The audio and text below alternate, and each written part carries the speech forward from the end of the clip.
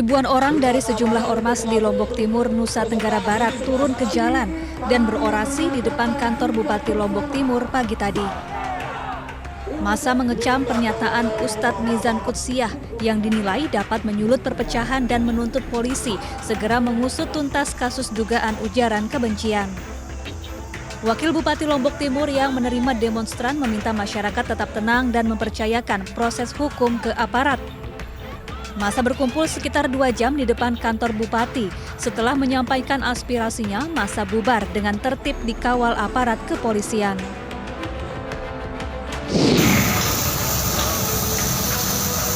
Sebelum evakuasi, mobil didinginkan dulu, dibasahkan. Petugas mengevakuasi truk tangki milik Pertamina yang terperosok ke tepi jalan di Deli Serdang, Sumatera Utara. Truk menghantam sebuah pohon hingga kedua ban terlepas. Menurut sopir truk, kecelakaan bermula saat ia mencoba menghindari mobil yang tiba-tiba berada di depannya. Kemudian truk oleng dan mengerem mendadak hingga terperosok. Tidak ada korban jiwa akibat peristiwa ini. Truk tangki pengangkut gas LPG ini juga tidak mengalami kebocoran.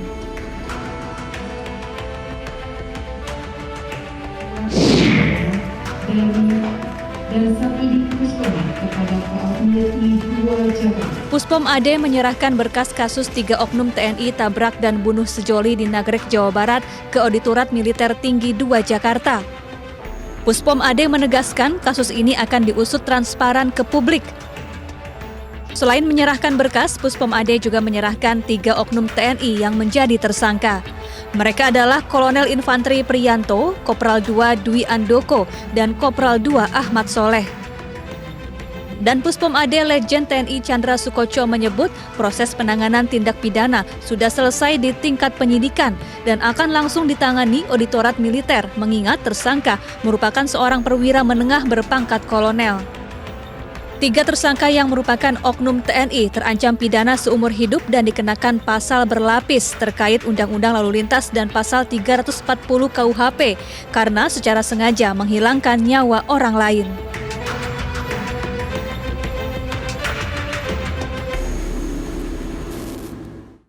Pemirsa, Haris Azhar mangkir dari pemeriksaan penyidik terkait kasus dugaan pencemaran nama baik Menko Marves Luhut Binsar Panjaitan. Berikut penjelasan Kabid Humas Polda Metro Jaya Kombes Pol E. Zulpan. Daripada saudara Haris Azhar, yaitu atas nama Nurholis, yang meminta kepada penyidik untuk melakukan penundaan pemeriksaan terhadap saudara Haris Azhar pada hari ini menjadi tanggal 7 Februari 2022 dengan alasan yang bersangkutan memiliki agenda lain yang tidak dapat ditinggalkan pada hari ini. Tentunya kita tahu terkait dengan saudara Haris Azhar ini, pemanggilan yang dilakukan oleh Polda Metro adalah terkait dengan perkara tindak pidana pencemaran nama baik melalui media elektronik dan atau tindak pidana menyiarkan berita dan atau pemberitahuan bohong atau kabar yang tidak pasti dan tindak pidana pencemaran nama baik sebagaimana.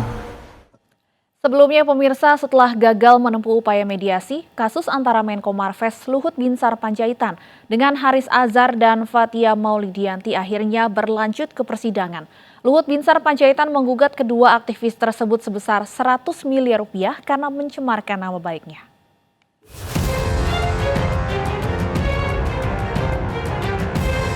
Perseteruan antara Menko Marves Luhut Binsar Panjaitan dengan aktivis Haris Azhar seolah tak kunjung berujung terselesaikan.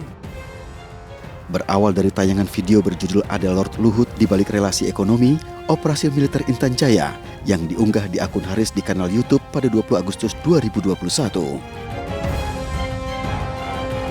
Dalam video tersebut, Haris bersama aktivis Kontras Fathia menyebut-nyebut Luhut bermain di tambang emas Blok Wabu di Intan Jaya, Papua. Toba Sejahtera Group ini juga dimiliki sahamnya oleh salah satu pejabat kita. Siapa? Namanya adalah Luhut Binsar Panjaitan. LBP, The Lord. Lord ya, Lord Luhut gitu. Okay. Jadi Luhut bisa dibilang bermain di dalam pertambangan-pertambangan yang terjadi di Papua hari ini. Tidak terima dengan tuduhan tersebut, Luhut Binsar Panjaitan mensomasi Haris. Tak hanya sekali, somasi dilayangkan 2 kali, yakni 26 Agustus dan 2 September 2021. Dalam somasi, pihak Luhut meminta agar Haris menjelaskan motif tujuan dan pengunggahan video karena dinilai membentuk opini tidak benar dan telah menyebarkan berita bohong. Tidak hanya diminta penjelasan, melalui kuasa hukum Luhut, Haris diminta untuk meminta maaf. Gayung pun tak menyambut. Haris lantas menyebut data-data Luhut perihal keterlibatannya di tambang Papua dianggap bukan hal baru dan telah dipublikasikan di beberapa website milik lembaga swadaya. Penyelesaian melalui mediasi bersama kepolisian pun dimulai dengan pemanggilan terhadap pelapor dan terlapor, namun selalu gagal. Dan akhirnya pihak Luhut menyerahkan kasus kepada pengadilan untuk mengakhiri perseteruan dengan Haris Azhar. Belapa berani berbuat, berani bertanggung jawab. Jadi jangan, nggak usah di pengadilan aja nanti kalau dia yang... Polisi periksa 5 saksi dalam kasus cuitan Ferdinand Hutahian. Sebelumnya, Ferdinand dilaporkan ke polisi terkait cuitannya yang dinilai mengandung ujaran kebencian dan penistaan agama. Hari ini polisi memeriksa 5 saksi dalam kasus cuitan Ferdinand Hutahian. 5 saksi dimintai keterangan terkait cuitan Ferdinand yang diduga mengandung ujaran kebencian. Sebelumnya, Ketua Umum DPP Komite Nasional Pemuda Indonesia Haris Pertama melaporkan Ferdinand Hutahian ke Barreskrim Polri atas tulisannya di media sosial Twitter yang diduga mengandung ujaran kebencian dan penistaan agama. Meski Ferdinand sudah memberikan klarifikasi, KNPI tetap meminta Polri memproses hukum Ferdinand. Kepala Biro Penerangan Masyarakat Divisi Humas Polri Brigjen Pol Ahmad Ramadan mengatakan laporan KNPI atas terlapor Ferdinand Hutahian sudah diterima dan akan segera ditangani.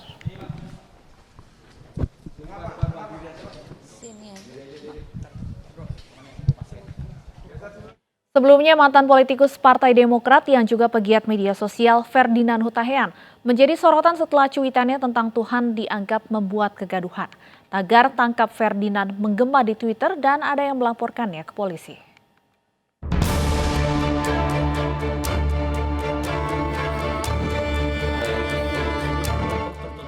Cuitan mantan politikus Partai Demokrat yang kini menjadi pegiat media sosial Ferdinand Hutahian membuat gaduh media sosial.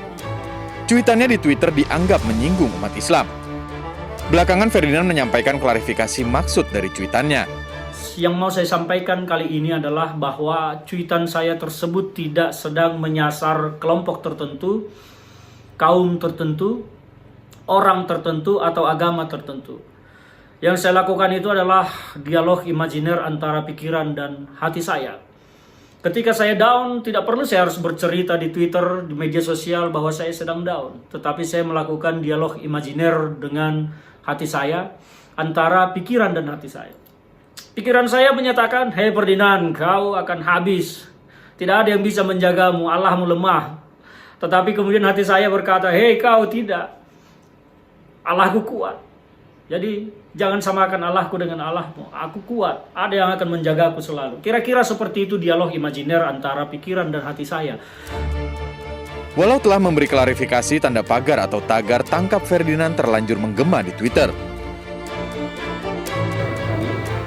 Tak hanya itu, imbas dari cuitannya Ferdinand dilaporkan oleh Ketua Brigade Muslim Indonesia di Sulawesi Selatan, Zulkifli. Didasari karena adanya kekhawatiran kami terjadinya kembali ujaran-ujaran kebencian yang bisa menyasar agama-agama tertentu atau konflik yang bernuansa agama. Ini didasari karena postingan dari beliau ini kami anggap sesuatu yang sangat mengandung unsur sara. Tak hanya di Sulawesi Selatan, akibat cuitannya Ferdinand juga dilaporkan aktivis pemuda ke Barreskrim Polri. Sementara itu, setelah meminta maaf dan membuat klarifikasi, Ferdinand telah menghapus cuitannya yang kontroversial. Tim Liputan iNews melaporkan. Polda Jawa Barat kembali menerima pelimpahan berkas perkara yang menyeret penceramah Bahar bin Smith. Kasus dugaan ujaran kebencian terhadap pejabat negara sebelumnya dilaporkan ke Polda Metro Jaya.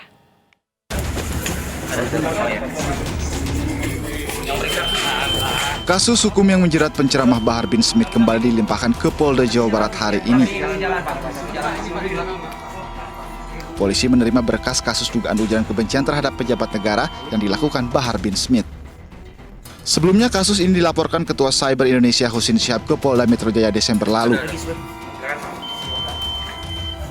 Pada hari ini kita telah menerima pelimpahan berkas laporan polisi dengan nomor LP garing B garing 6146 garing 12 Romawi garing 2021 garing SPKT Polda Metro Jaya tanggal 7 Desember 2021 dengan pelapor Saudara HS tentang dugaan tindak pidana ujaran kebencian terhadap pejabat negara diduga dilakukan oleh Saudara BS yang saat ini dalam penahanan penyidik Polda Jawa Barat dalam perkara lain sebagaimana yang rekan-rekan ketahui bersama. Maka total polisi menerima 2 laporan kasus dugaan ujaran kebencian yang dilakukan Bahar bin Smith dan Egy Sujana. Sementara Bahar bin Smith telah ditahan di Polda Jawa Barat Senin malam lalu usai menjalani pemeriksaan dan ditetapkan sebagai tersangka. Dari Bandung, Jawa Barat, Mujid Prayitno, iNews melaporkan. Bagaimana kelanjutan kasus Bahar bin Smith? Sudah bergabung bersama kami Kombes Pol Ibrahim, Kabid Humas Polda Jawa Barat. Selamat sore, Pak Ibrahim. Selamat sore, Stefani. Baik, Pak Ibrahim, kami ingin konfirmasi, apakah artinya berkas perkara yang baru dilimpahkan ini berbeda dengan kasus yang sebelumnya sudah membuat Bahar bin Smith ditetapkan sebagai tersangka? Benar, jadi laporan polisi yang kami terima, ini ada 2 perkara dengan laporan polisi yang juga berbeda. Yang pertama, laporan polisi yang kita terima itu dilaporkan oleh Saudara TNA pada tanggal 17 Desember 2021 juga di Polda Metro Jaya. Sedangkan laporan polisi yang kedua yang kita terima tadi hari ini, tanggal 6 Januari, tertanggal 7 Desember pelaporannya di Polda Metro Jaya. Dan juga pelapornya berbeda. Untuk yang sekarang ini yang dilimpahkan, pelapornya oleh Saudara HS tentang dugaan tindak pidana ujaran kebencian terhadap pejabat negara. Baik, siapakah pejabat negara yang dimaksud dalam laporan ini, Pak Ibrahim? Benarkah sempat ada penyebutan nama Jenderal TNI Dudung Abdurrahman? Jadi ini kan sekarang kasusnya masih dalam lidik. Jadi nanti setelah hasil pengembangan penyelidikan, nanti kita akan menginformasikan kembali kepada publik hasil pendalaman penyelidikan tersebut. Namun dari perbuatan yang ada ini atau laporan yang ada ini, diduga dilakukan oleh Saudara BS yang saat ini di dalam penahanan penyidik Polda Jabar, namun dalam perkara yang lain, bukan perkara yang saat ini dikirimkan laporan polisinya. Untuk perkara baru ini, apa saja barang bukti yang disertakan oleh pelapor, Pak? Jadi saat diserahkan lampiran dari kelengkapan berkas perkara yang dilimpahkan dari Polda Metro Jaya ini, ada kelengkapannya berupa 1 barang bukti, satu item flash disk, kemudian BAP saksi pelapor, kemudian BAP 5 orang saksi. Nah dari alat bukti yang ada ini, nanti akan kita lanjutkan dengan proses penyelidikan lanjutan, kemudian akan dilanjutkan dengan proses selanjutnya guna memenuhi alat bukti sesuai unsur pidana yang dipersangkakan, yaitu minimal 2 alat bukti sebagaimana disebutkan dalam pasal 184 KUHP. Baik, kapan rencananya penyidik akan memeriksa BS terkait perkara baru ini, Pak? Mengingat saat ini BS sudah berada dalam penahanan Polda Jawa Barat. Ya, jadi nanti kita akan menyesuaikan, kan memang untuk melalui proses penyelidikan, penyidikan ini melalui tahapan-tahapan. Nah, nanti tahapan-tahapan ini akan kita lalui dulu, misalnya ada penyelidikan lanjutan yang memungkinkan, kemudian akan melakukan pemeriksaan saksi-saksi. Untuk pemeriksaan Saudara BS sendiri, nanti akan disesuaikan kebutuhan dari pemenuhan unsur atau persiapan penyidikannya nanti. Untuk penahanan sebelumnya dari Bahar Smith sendiri, kami mendapat informasi kuasa hukum sudah mengajukan penangguhan penahanan. Seperti apa, Pak, perkembangan terbaru dari permohonan penangguhan penahanan ini? Benar, jadi kita juga memang sudah menerima surat penangguhan penahanan dari Saudara BS. Kita terima kemarin, jadi tanggal 5 kita sudah menerima surat permohonannya tersebut. Apakah belum ada jawaban atau persetujuan ataupun tidak setujunya penyidik terhadap permohonan penangguhan penahanan ini, Pak? Masih sedang dipertimbangkan, Mbak. Baik, Pak Ibrahim, kami ingin konfirmasi untuk kasus yang sebelumnya sudah membuat Bahar Smith menjadi tersangka ini kan awalnya dilaporkan atas kasus dugaan ujaran kebencian, namun kemudian ditetapkan sebagai tersangka atas kasus penyebaran informasi bohong atau hoax. Apa yang menyebabkan adanya perbedaan ini, Pak? Memang untuk penyampaian informasi teknis terkait teknis penyidikan, ini kan merupakan informasi yang dikecualikan. Untuk itu memang kita tidak akan mengulas terkait materi-materi teknis penyidikan, karena memang ranahnya Polri Justisia, dan itu hanya bisa digunakan di dalam proses peradilan. Jadi kita mohon maaf, tidak bisa menginformasikan terkait masalah data teknis tersebut. Baik, untuk perkara yang baru saja dilimpahkan ke Polda Jawa Barat, apakah hanya ada satu orang terlapor dalam perkara ini, Pak, atau ada kemungkinan tersangka lainnya?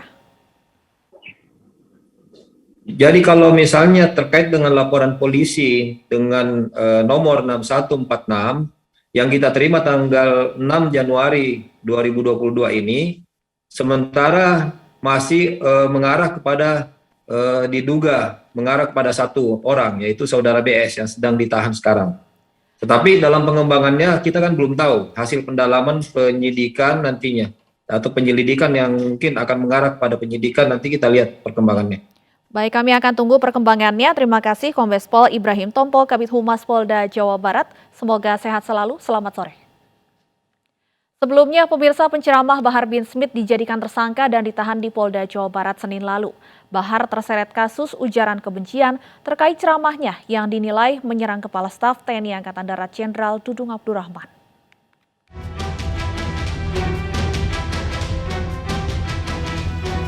Polisi menetapkan penceramah Bahar bin Smith sebagai tersangka kasus ujaran kebencian. Polisi juga langsung menahan Bahar bin Smith di Rutan Polda Jawa Barat Senin malam lalu. Tak hanya Bahar, penyebar video ceramah Bahar, TR, juga jadi tersangka dan turut ditahan.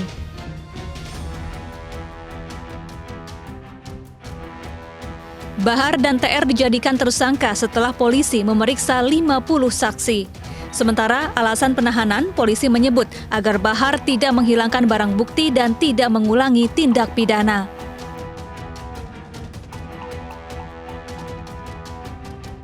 Sebelumnya, Bahar Smith dilaporkan ke Polda Metro Jaya terkait dugaan ujaran kebencian Desember lalu, yakni mengenai ceramah Bahar yang dinilai menyerang Kepala Staf TNI Angkatan Darat Jenderal Dudung Abdurrahman. Tim Liputan iNews melaporkan. Kita ke informasi selanjutnya, pemirsa, hingga saat ini Wali Kota Bekasi Rahmat Effendi masih menjalani pemeriksaan di gedung KPK. Rahmat diamankan bersama 11 orang lainnya dalam OTT KPK di Kota Bekasi. Setelah tiba di gedung KPK sekitar pukul 22 malam tadi, hingga saat ini Rahmat Effendi masih menjalani pemeriksaan di gedung KPK. Rahmat diamankan bersama 11 orang lainnya, termasuk diantaranya ASN Pemkot Bekasi dan sejumlah pihak swasta.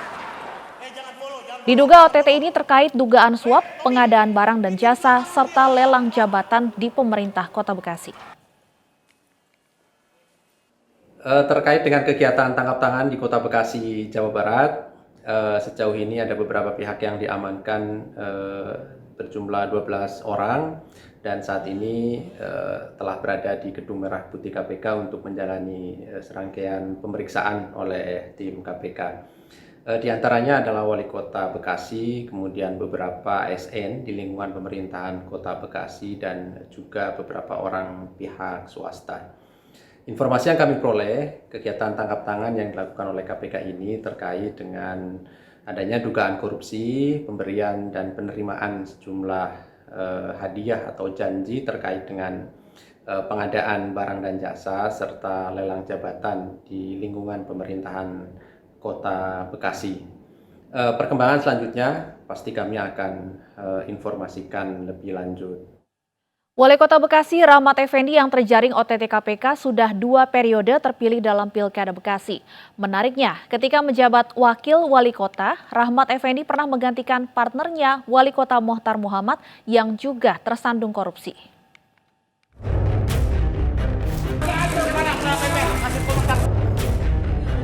Rahmat Effendi mulai menjabat sebagai Wali Kota Bekasi pada tahun 2012. Kala itu pria yang biasa disapa Pepen ini menggantikan posisi Wali Kota Mohtar Muhammad yang tersandung korupsi. Naik dari wakil menjadi wali kota, Pepen lantas mencalonkan diri sebagai Wali Kota Bekasi dan berhasil terpilih 2 kali, periode 2013-2018 dan 2018-2023. Ironisnya, menggantikan rekannya yang tersandung korupsi, justru kini Pepen yang terjerat. Padahal selama menjabat orang nomor 1 di Bekasi, politikus Partai Golkar ini banyak mengantongi sejumlah penghargaan. Di antaranya piagam sebagai tokoh yang dinilai berperan tinggi dalam melindungi hak kebebasan beragama di Bekasi dari Komnas HAM. Lalu penghargaan khusus dari Indonesia Institute for Public Governance sebagai pemerintah daerah dengan kinerja dan tata kota baik. Dikutip dari situs resmi Pemkot Bekasi, di era Pepen, puluhan penghargaan telah diraih Bekasi dari pemerintah pusat, Pemprov Jawa Barat maupun dari swasta. Namun tidak hanya penghargaan, beberapa hal kontroversial juga pernah melibatkan Pepen. Di antaranya saat menggelar pesta ulang tahun Februari 2021 lalu di tengah pandemi COVID-19.